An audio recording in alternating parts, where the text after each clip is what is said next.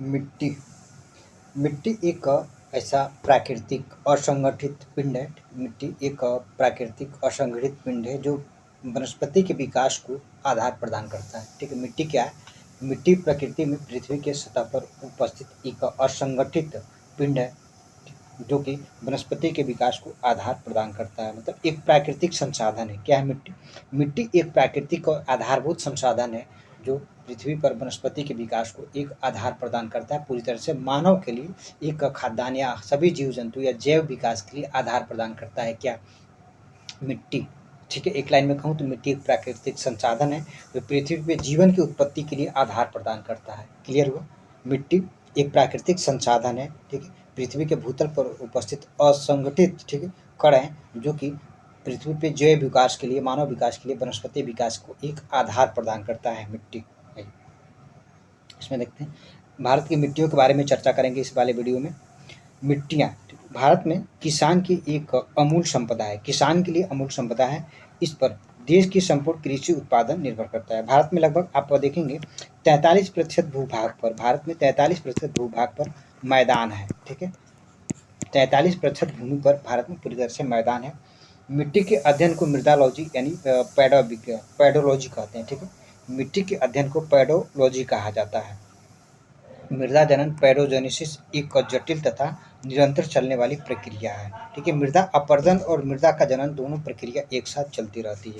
मृदा का वर्गीकरण भारतीय कृषि अनुसंधान, ठीक, भारतीय कृषि अनुसंधान परिषद ICAR ने 1986 में देश में 8 प्रमुख मिट्टियों की पहचान की है। ठीक है, ICAR ने 8 प्रमुख मिट्टियों की पहचान की है। इस चीज़ को आप याद रखिएगा। 1986 ईस्वी में 8 प्रकार की मिट्टियाँ कौन कौन सी हैं? देखिए, जो जलोढ़ मिट्टी होगा वो 43.40% पे सबसे ज़्यादा जलोढ़ मिट्टी है। ठीक है, देखिए वो आपको मैं क्या 43% जो बताया था ना, वो मैदानी क्षेत्र है। ठीक, उन मैदानी क्षेत्रों में 43% में आपका 43.40% पे आपका जलोढ़ मिट्टी है। काली मिट्टी 15.2% पे। ठीक है, जो लाल मिट्टी है वो आपका 18.60% पे। लेटराइट मिट्टी 3.7% क्षेत्रों पर है। और मरुस्थलीय मृदा 4% पे। पर्वतीय मृदा जो है 5.50% पे। ठीक है, और जो कि भूरी मृदा आपका 1.2% क्षेत्रफल पे। देखिए सबसे ज़्यादा कौन सी मृदा है भारत में? क्षेत्रफल की दृष्टि से सबसे ज़्यादा मृदा कौन सी है? आपका जलोढ़ मिट्टी। जो नदी बेसिन होता है, नदियों के द्वारा निक्षेप के द्वारा इस मिट्टी का विकास होता है, जलोढ़ मिट्टी। दूसरे नंबर पे आपका लाल मिट्टी हो गया। ठीक है, दूसरे नंबर पे लाल मिट्टी हो गया। तीसरे पे आपकी काली मिट्टी हो गई, काली मिट्टी हो गई। ठीक है, आपका जो पर्वतीय मिट्टी होगा वो आपका चौथे नंबर पे आ जाएगा। इतना याद रखिएगा। सबसे ज़्यादा जलोढ़ मिट्टी 43% भूभाग पर।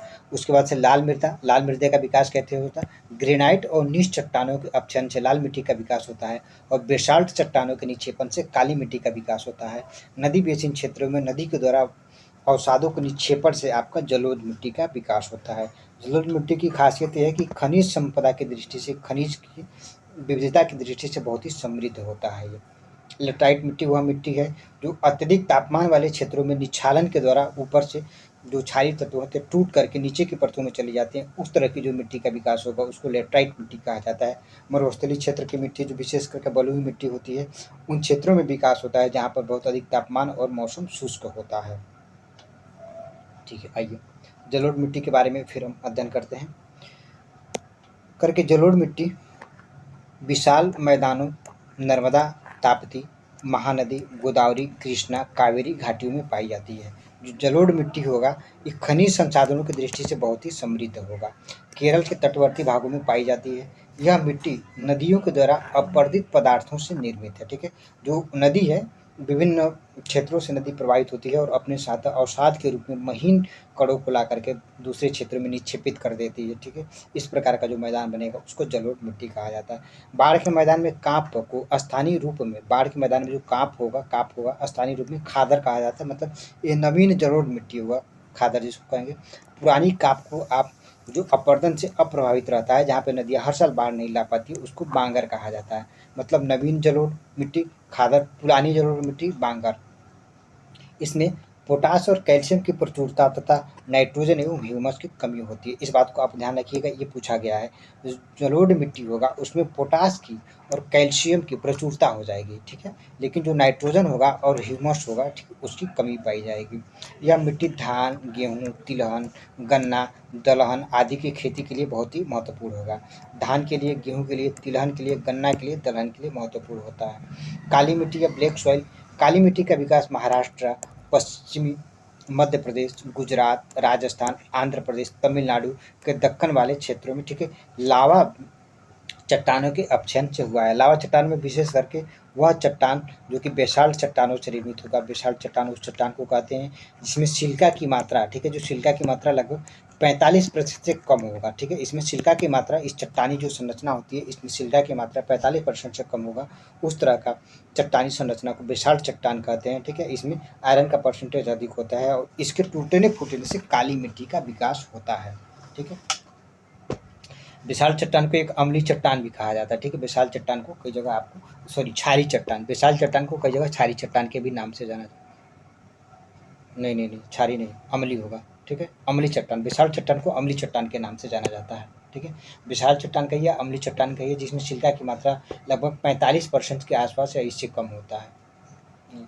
इन्हें स्थानीय रूप में रेगूर या काली कपास कहा जाता है, ठीक है। कई जगह आप देखेंगे ना, तो 45 से लेकर के, ठीक है, 45 से 77% के आसपास देता है बेसाल्ट चट्टानों में सिलिका की मात्रा।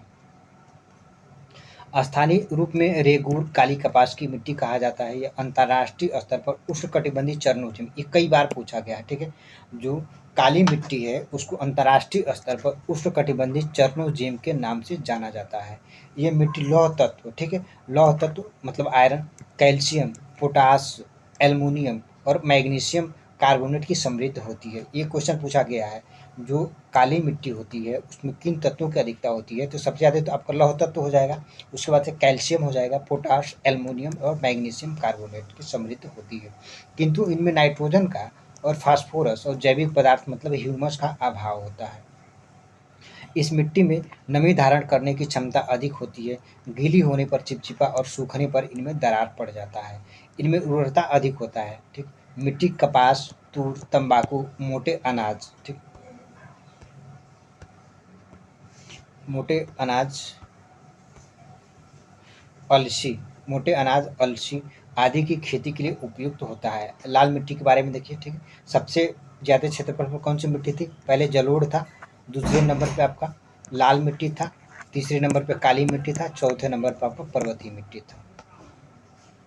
लाल मिट्टी तमिलनाडु, लाल मिट्टी का विकास किससे होता है? ग्रेनाइट, ठीक है, ग्रेनाइट और नीस, ठीक है, ग्रेनाइट चट्टान का ही आप रूपांतरित नीस चट्टान है। ग्रेनाइट चट्टान का मेटामॉर्फिस हो जाता है, उसको नीस चट्टान कहते हैं, ठीक है। ग्रेनाइट चट्टान की इसकी खासियत क्या है? ठीक? ये ग्रेनाइट चट्टान में इसमें सिलिका की प्रधानता होती है, ठीक है। इसमें सिलिका लगभग 77% से अधिक इस वाले चट्टानों में होगा। ग्रेनाइट चट्टान में सिलिका 77% से अधिक होता है, ठीक है। और इस तरह के चट्टान को क्षारी चट्टान कहा जाता है, ठीक है। सिलिका की मात्रा अधिक है। आप सॉरी, ये बार बार उल्टा काया मैं बोल रहा हूँ, ठीक है। इस तरह के चट्टान को अम्लीय चट्टान कहा जाता है। देखिए, जो बेसाल्ट चट्टान है उसमें क्या है कि आयरन का परसेंटेज अधिक है और आयरन का नेचर क्या है, ये क्षारी है, ठीक है। जो बेसाल्ट चट्टान होगा वो क्षारी चट्टान होगा। जो सिलिका है, अगर सिलिका अधिक है, ठीक है, तो सिलिका की प्रकृति अम्लीय होती है। तो जो ग्रेनाइट चट्टान होगा, ठीक, ग्रेनाइट होगा और नीस होगा, उसमें सिलिका की प्रधानता होती है, सिलिका अधिक होता है और ये अम्लीय चट्टान होगा, ठीक है। एक बार इसको क्लियर समझ लीजिए।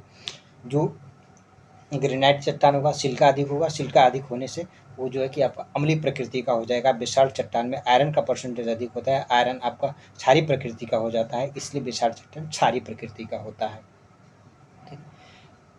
मिट्टी तमिलनाडु, कर्नाटक, महाराष्ट्र, आंध्र प्रदेश, उड़ीसा, झारखंड के व्यापक क्षेत्रों में पाई जाती है।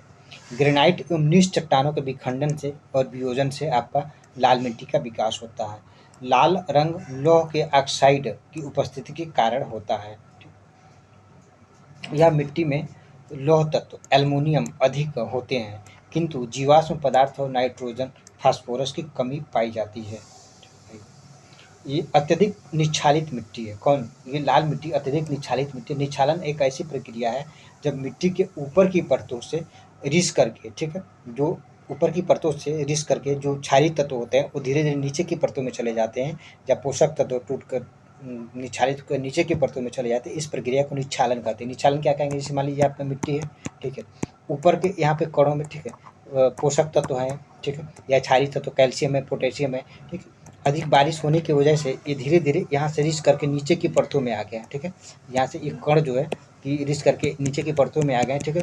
तो इस तरह की मिट्टी को आप क्या कहेंगे, निक्षालन कहेंगे, निक्षालित मिट्टी। इसी प्रक्रिया का जब बहुत अत्यधिक हो जाता है इस तरह की प्रक्रिया निक्षालन, तो उस मिट्टी को लेटराइट मिट्टी कहा जाता है। मतलब लेटराइट मिट्टी लाल मिट्टी का ही एक प्रकार है जहाँ पर निक्षालन की प्रक्रिया बहुत अधिक हो जाती है। और लेटराइट मिट्टी विशेष करके जो 0 डिग्री है, मतलब विषुवत रेखा से लेकर के 5 डिग्री उत्तर और दक्षिण अक्षांशों में पाई जाती है। जहाँ पे तापमान अधिक हो और वर्षा बहुत अधिक हो, वहाँ पे लेटराइट मिट्टी का विकास होता है। जो आपका लाल मिट्टी है उसमें बाजरे खदान फसलों की उगाई जाती है। ये कृषि के लिए बहुत उपयुक्त नहीं होता है। लेटराइट मिट्टी और लाल मिट्टी दोनों मोटे अनाजों के लिए उपयुक्त होता है। भारत में यह मतलब लेटराइट मिट्टी मेघालय का पठार देखिए बहुत अत्यधिक बारिश होता है। पश्चिमी घाट तथा पूर्वी घाट, ठीक है, पश्चिमी तथा पूर्वी घाटों के क्षेत्र में पाई जाती है जहाँ पे वर्षा अत्यधिक होगा, तापमान अधिक होगा। इनका स्वरूप ईंटे जैसा होता है। भीगने पर ये कोमल और सूखने पर कठोर हो जाते हैं। ये मिट्टियाँ लौह एवं एल्युमिनियम की समृद्ध होती हैं, किंतु इनमें नाइट्रोजन, पोटेशियम, चूना जैविक पदार्थों की कमी होती है। इनमें उर्वरता कम होता है, किंतु उर्वरक का प्रयोग करके काजू फसलें आदि उगाई जाती हैं। पर्वतीय मिट्टी के बारे में देखिए करें कि यह मुख्यतः हिमालय के पश्चिमी घाट, पूर्वी घाट, प्रायद्वीपीय भारत के अन्य पर्वतीय श्रेणियों में पाई जाती हैं। इनमें जीवाश्म की अधिकता होता है। पोटाश एवं फास्फोरस, चूना की कमी पाई जाती है। पर्वतीय मिट्टी की खासियत है कि ये मिट्टी में सभी प्रकार के प्रोफाइलों का, संस्तरों का विकास नहीं होता है, ठीक है। मिट्टी का संस्तर का विकास देखेंगे तो जो सबसे ऊपर वाली लेयर होती है, जिससे मान लीजिए आपकी मिट्टी है, ठीक है, देखिए ये मिट्टी है, ठीक है। तो एक बार देखिए जी, मेंस जब हम पढ़ाएंगे ना आपको तो पूरा डिटेल पढ़ाएंगे इसमें। देखिए ऊपर वाला लेयर को ओ संस्तर, ठीक है, या जैविक संस्तर कहा जाता है, जैविक प्रोफाइल, ठीक है। उसके नीचे वाला जो लेयर होगा उसको ए, फिर उसके नीचे बी, ठीक है, उसके नीचे सी, उसके नीचे डी, ठीक है। इसको भी कई सारे उसमें बांटा जाता है। तो ऊपर वाले में ह्यूमस वगैरह की मात्रा अधिक होती है और ये बहुत महीन होता है। उसके नीचे आएंगे तो थोड़े से यहाँ पे कड़ों का आकार बढ़ता जाता है। उसके नीचे आएंगे तो यहाँ पे कड़ का आकार और बड़ा हो जाएगा। उसके नीचे आएंगे कण का आकार थोड़ा सा और बड़ा हो जाएगा। जब नीचे आ जाएंगे तो इसको पेरेंट सेल कहा जाता है। यहाँ पे कण का आकार नहीं होगा बल्कि बड़े बड़े चट्टानी संरचना होती है डी वाले लेयर पे, ठीक है। क्लियर हुआ। ओ संस्तर, ए संस्तर, ठीक है, बी संस्तर, सी संस्तर और डी संस्तर, ठीक है। सबसे बारीक मिट्टी होगा ओ वाले लेयर में जहाँ पे ह्यूमस और विभिन्न प्रकार के खनिज तत्व पाए जाएंगे। उसके नीचे आपका ए संस्तर होगा, फिर बी होगा, फिर सी होगा, फिर डी होगा, ठीक है।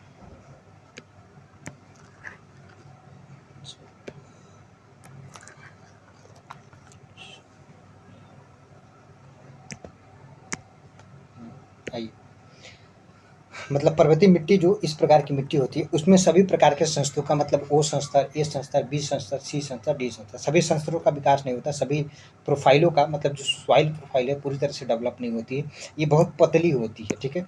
जो यहाँ पे इस मिट्टी की मोटाई बहुत कम होती है पर्वतीय मिट्टी की। यहाँ प्रमुख रूप से हिमालय, पश्चिमी घाट, पूर्वी घाट, प्रायद्वीपीय भारत की जो अन्य पर्वतीय मिट्टियाँ पाई जाती हैं इन क्षेत्रों में, ठीक है। यहाँ तक हम पढ़ देते हैं। फास्फोरस, जीवाश्म आदि का अभाव होता है। देखिए इन मिट्टी में क्या है कि मिट्टी की प्रकृति सामान्यतः अम्लीय होती है।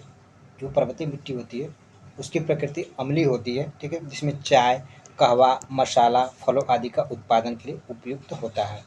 मरुस्थलीय मिट्टी, मरुस्थलीय मिट्टी के विस्तार राजस्थान, सौराष्ट्र, कच्छ, हरियाणा, ठीक है, दक्षिणी पंजाब आदि भागों में पाया जाता है। ये बजरी युक्त मिट्टी होती है जिनमें नाइट्रोजन, जैविक पदार्थों की कमी होती है, कैल्शियम कार्बोनेट की भिन्नता पाई जाती है। इनमें केवल मिलेट, ठीक है, मिलेट मतलब मोटे अनाज, बाजरा, ज्वार, ठीक है, मोटे अनाज आदि उगाए जाते हैं। मिलेट को ही मोटे अनाज कहा जाता है। पीठ मृदा या दलदली मृदा, पीठ मृदा या दलदली मृदा उन क्षेत्रों में पाया जाता है जहाँ पे वाटर लॉगिंग की समस्या, मतलब जहाँ पे जल भराव की समस्या होती है, उन क्षेत्रों में पीठ मृदा और दलदली मृदा पाई जाती है, ठीक है। पीटी या मार्शी कहा जाता है। यह मृदा वर्षा ऋतु में जलमग्न होने वाले क्षेत्रों में पाई जाती है, मतलब मिट्टी का विकास होता है। ये मिट्टियाँ काली, ठीक, भारी, अत्यधिक अम्लीय तथा धान की खेती के लिए उपयुक्त होती हैं, ठीक। ये मिट्टियाँ केरल में मिलती हैं, ठीक है। केरल के तटीय क्षेत्रों में अधिक पीट मिट्टी मिलता है। लवणी एवं क्षारीय मृदा, ठीक है। लवणी और क्षारीय मृदा मतलब सैलाइन और अल्कलाइन मिट्टी। ये मिट्टियाँ पंजाब, हरियाणा, उत्तर प्रदेश, महाराष्ट्र के शुष्क भागों में पाई जाती हैं, ठीक है। सैलाइन और अल्कलाइन मिट्टियाँ विशेष रूप से उन क्षेत्रों में पाई जाती है जहाँ पे सिंचाई का बहुत अधिक विकास हुआ है, ठीक है।